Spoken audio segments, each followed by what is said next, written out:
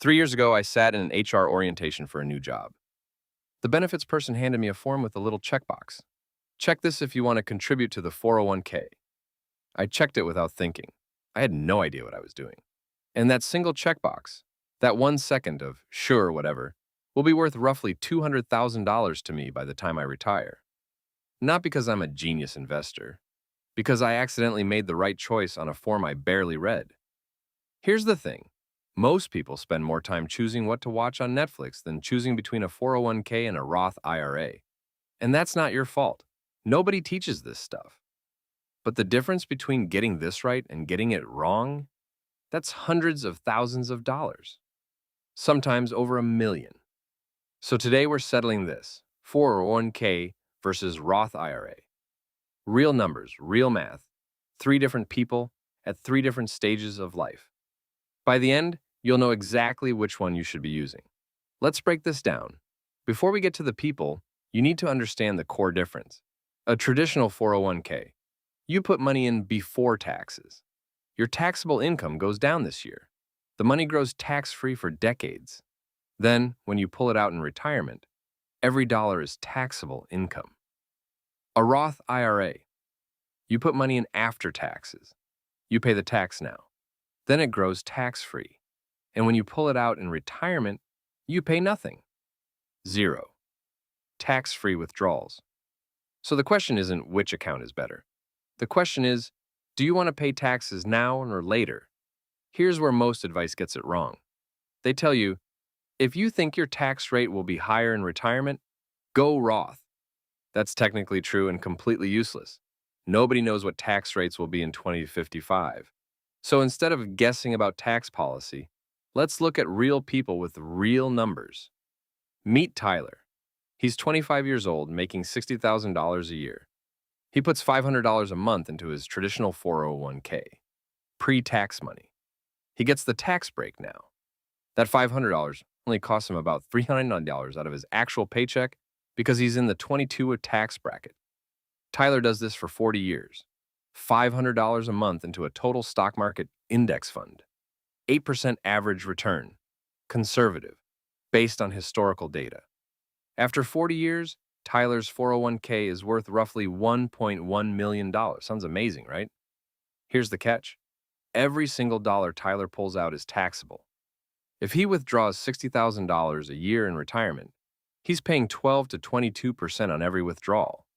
That $1.1 million is more like $900,000 after taxes. Still great. But let's look at someone who chose differently. Rachel is also 25, same $65,000 salary, but she goes the Roth IRA route. She puts $500 a month into a Roth, after-tax money. She pays the 22% tax on it now. Same $500 a month, same 40 years, same 8% return. Her Roth IRA grows to about $830,000. Wait, $830,000 versus Tyler's $1.1 million. Tyler wins, right? Not so fast. Rachel has $830,000 that is completely tax-free. She can withdraw every single dollar without paying a penny in taxes. If Rachel is in the same 22% bracket at retirement, her $830K tax-free is roughly equivalent to Tyler's $1.1 million pre-tax. If tax rates go up, and given where the national debt is, that's not a wild guess. Rachel comes out ahead. But here's something nobody tells you about the Roth. It's not just about the math. Roth IRAs give you more flexibility. You can withdraw your contributions, not the growth, but what you put in, at any time without penalty. A traditional 401k locks your money up until 59 and a half. Roth gives you options. Now let's talk about someone most personal finance channels completely ignore. The late starter. Maria's 45. She spent her 20s and 30s raising kids, working jobs without retirement benefits, and honestly, not thinking about retirement at all. Now she's 45 and panicking. She has zero in retirement savings. Zero. Maria makes $70,000 a year. She can put away $1,000 a month going forward. She has 20 years until retirement. Which account should she use? If Maria goes traditional 401k, $1,000 a month, 8% return, 20 years. She ends up with about $550,000. After taxes, call it $450,000 to $480,000. If Maria goes Roth IRA, same contribution, same return, 20 years, she ends up with about $440,000, but it's entirely tax-free. Here's where it gets interesting. Maria's 45 and in her peak earning years, she's in the 22% bracket. In retirement, she'll probably drop to the 12% bracket. For Maria, traditional probably wins. She gets the tax deduction now when her rate is higher and pays later when her rate is lower. The lesson from Maria. The answer changes depending on when you start. For a 25-year-old Ashamoid, Roth often wins because you have decades of tax-free growth. For a 45-year-old late starter, traditional often wins because you need the tax break now and your retirement tax rate will likely be lower. So who actually wins? Tyler, Rachel, or Maria? The answer? Neither account is objectively better. It depends on three things. 1. Your current tax bracket versus your expected retirement tax bracket. Higher now, go traditional. Higher later, go Roth. 2. Your age. Younger people benefit more from Roth because they have more time for tax-free growth to compound. Older people benefit more from traditional because they get the tax break in their peak earning years. 3. What else is going on in your life? High-interest debt changes the priority. Saving for a house down payment, a Roth IRA, gives you more flexibility to access those contributions. Not theory. Real math, real trade-offs. Now, here's something nobody told me until years into my career, and it matters enormously for this decision. When you withdraw from a traditional 401k in retirement, those withdrawals count as taxable income.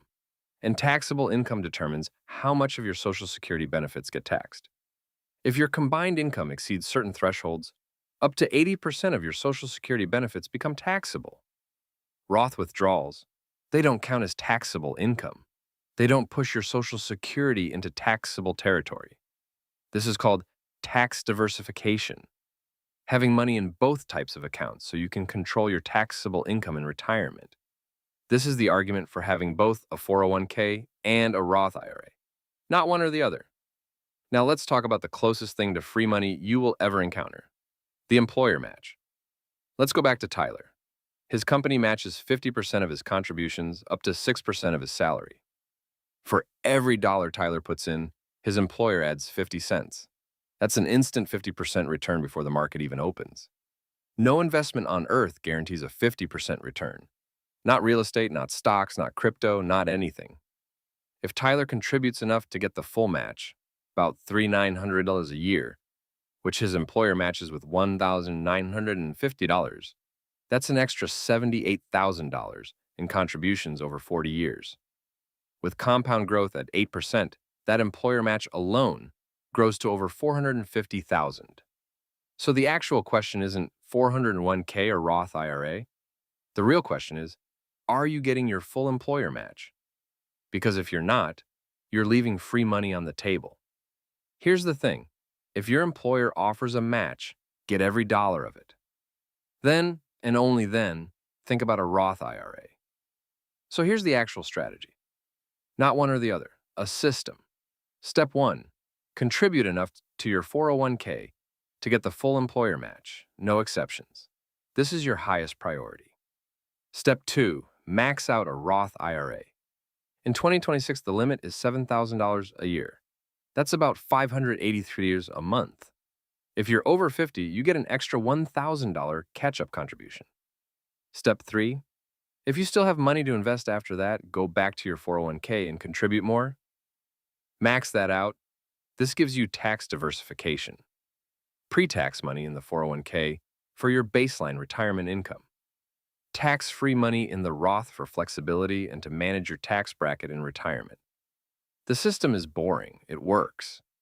Now, this video is part of a complete playlist that walks you through the entire system, from why you can't save money to building an emergency fund to index funds to dollar cost averaging. Each video builds on the last. If you haven't watched the earlier videos, go check out the full playlist. The link is in the description. Watch them in order. It's designed as a step-by-step system.